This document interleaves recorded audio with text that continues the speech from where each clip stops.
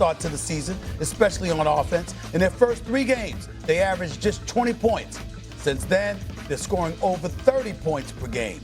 And now Patrick Mahomes will be getting more help with Rashee Rice returning from his suspension. Since 2023, Mahomes has a better QBR, higher completion percentage, and more yards per attempt targeting Rice than all other receivers. Are the Chiefs the team to beat in the National Football League? RC, Dan, quiet down because the queen has arrived. The one and only Mina Kimes is in the house. What's going on, Mina? You can answer that question. Are the Chiefs the team to beat in the NFL? What's going on? Yeah, they are, Stephen A. They're the best team yet again, same as it ever was. And you hit it. It really starts with the offense. This is statistically a top 5 offense in the NFL now, despite the fact that they had a slow start to the season. But once again, they are on top. The quarterback is playing the best of any quarterback in football, once again. And they're doing all of this despite the fact that they don't even have their number 1 wide receiver yet. Rashee Rice returns this week. And for those who forgot, in the second half of his rookie season, he led all receivers league-wide in yards after the catch. So you're taking an offense that is already a top 5 unit, and then you're adding a number 1 receiver on top of that. I do have some small concerns about the pass rush, or not small, but legitimate concerns. But I have been encouraged as of late by the play of this young secondary, which, surprise, surprise, Steve Spagnuolo has done it again in coaching those guys up. This is, once again, the number 1 team. They are not perfect, but no perfect team exists in the NFL right now. It's a very flawed league, and I think their offense, to me, puts them on top. Go ahead, Dan. I'm not putting the Chiefs. Hold on. Did I hear a pregnant pause? Do I need to go to RC? Were you not ready for my question? I was actually looking at RC. Okay, all right. Well, hurry up. I mean, let's get it together now. Let's get it together. No, I'm looking at his body language, so we're not talking over. I'm not putting the Chiefs over Detroit. I'm not putting the Chiefs over Seattle. What? I'm not putting the Chiefs over Tampa Bay. When Tampa Bay's they just beat Detroit. Detroit had a terrible officiating call on their first drive that took a touchdown away from Jared Goff and had 4 of their starters on defense out. Okay, I'm not putting them. When Detroit is healthy, they're the best team in football. Seattle, I'm telling everybody, Seattle is as good as anybody in ball. And then Tampa Bay's 5-1 with me playing wide receiver at some points.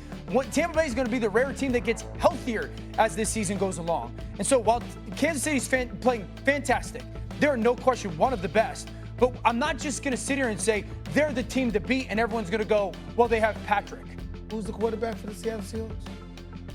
Sam Darnold. It's the most explosive pass game in the NFL right now. Weren't they pretty good last year when he was in Minnesota and they were 14-2 and they were throwing water on his head? How you get yourself celebrated, and then you sat on national television acting like they had won something. Yeah. And I said, yo, they haven't won anything yet. And then they nosedived the last game of the regular season with a division title on the line. Yeah. And then after that got trounced in the playoffs. That same Sam Darnold? That same Sam Darnold. RC, go ahead, man. Go ahead, RC. Go ahead. Just throw a point there. Go ahead. Yeah, no, I agree with Mina. And I've sort of been on this the entire season. When they were 0-2, I was still saying, hey, man, they don't have Xavier Worthy, and you have to wait until Rashee Rice returns. And then we started to see Tyquan Thornton evolve. And then now Hollywood Brown has become a huge part of this offense as Xavier Worthy returned. We saw Travis Kelce not necessarily be old Travis Kelce, but be a Travis Kelce who in one-on-one matchups can go out there and win.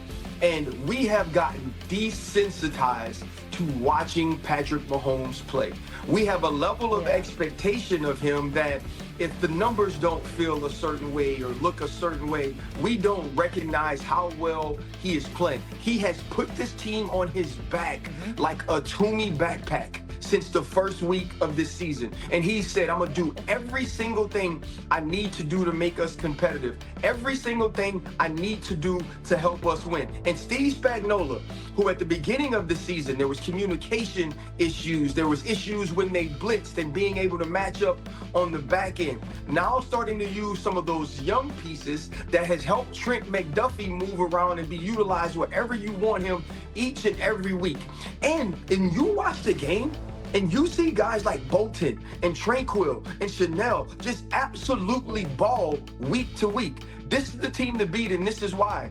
Because you don't get to say, Dan, that, oh, they have Patrick Mahomes and just poo-poo it. Because it's Patrick Mahomes. And at some point, people are going to stand across from him and remember, this is a team that's been to 7 straight AFC championships. All right, Mina, I'm going to let you respond to that first before I know Dan wants to get in here, but he might get in the way of you talking, Mina, and I can't allow that to happen. Go ahead. I'm thrilled, first of all, because I thought we would all come up here and agree about the Chiefs, so I'm glad Dan actually gave us a hoop to dunk on with this. I'm going to address specifically what you said about Detroit and the injuries explaining that victory. Dan, I know you watched that game very closely, and I know you know that the starters who were missing were not the primary reason why the Chiefs moved the ball on Detroit so easily. They targeted the linebackers relentlessly in that game. Relentlessly. Ryan, you remember this as well. Those are the starters for Detroit. If these two teams were to play again, they would roll back with the exact same game plan. And watching the game, Chiefs didn't win because of calls. Come on. The Chiefs won because the offense simply out-executed them drive after drive after drive. This offense is relentless. And yes, they are getting their best receiver back. It's crazy to me that you're writing off that win and suggesting that Detroit is a better football team based on what we saw that night. No, and what I don't want is for people and Chiefs fans to sit here and go, Dan Orlovsky saying the Chiefs are bad. They're awesome. I completely agree. I feel like Patrick's played at an MVP level. But Mina, while you can sit there and say they attacked the linebackers, 3 touchdowns are scored on 3rd down in the red zone, beating man coverage concepts. So we can't sit here and rave about the impact that DJ Reed has had on the defense and how good that Terrion Arnold has been at times with his coverage, and then pretend like who's doing that? But he's been physical. Like that has mattered. That has mattered for their defense that reroutes as good as anybody. We can't sit here and say that. We'll also pretend that 3 third down touchdowns in the red zone against man coverage aren't impactful. I'm not saying that Detroit is this 20-point favorite over Kansas City, but to sit here and say that Detroit isn't just as good as Kansas City is not accurate. To sit here and say that Seattle, and you can talk about Sam Darnold all you want, it's the #1 explosive pass game in the NFL. He's as good as any quarterback wide receiver duo going in the NFL. It's one of the best defenses in the NFL. It's one of the best defensive lines in the NFL. Dallas can't stop a nosebleed. DeMarcus Lawrence looks like he's 22 years old playing on that defense right now. And they got a Defensive Player of the Year candidate in Leonard Williams. And you know that, Mina. And Tampa Bay is 5-1 with the most offensive line combinations going in the NFL and more targets than people at wide receiver than anybody in the NFL. Usually that spells losses. It has spelled wins. Tampa Bay is just as good as anybody as well. What I was saying I think that's the point, though, Dan. Go ahead, We're not saying that that's football, right? Like, the Chiefs have been so good and so far ahead of everybody that we've gotten to this point that we say, okay, the Chiefs are here and now everybody's shooting for them. But the truth is, it's always that close. Right? There's always that team. Like the Bills have been that team. The Baltimore Ravens have been that team. Philadelphia has been that team. This league is about parity. It's why we have the salary cap. There are going to be 8 teams that sit at the top and you say to yourself, this one is good. Yes, Seattle is good. Tampa Bay is damn good. If you had to rank them, if we were in college, you'd put them at #1. I get all of that stuff. But in the end, when we're watching these teams play football, the way you do, the way Mina does, the way I do, you look at the Kansas City Chiefs and you look at the whole of the pieces that they will have moving into next week, and it's an impossibility to say that they aren't the team to beat. And to me, if the Kansas City Chiefs roster is right there, their quarterback and their head coach and their defensive coordinator make them the team to beat until somebody does it. Because every year we have this conversation about them and they still look at us when they're in the Super Bowl and say, okay, we figured out a way. These other teams have not done that. Well, then let's give Buffalo a chance to get healthy. I mean, if it's a little bit about quarterback, let's give Buffalo the chance to get Curtis Samuel and Dalton Kincaid and Josh Palmer. But why would you give resistance to that? Like you say, if it's a little bit about the quarterback, it's a lot.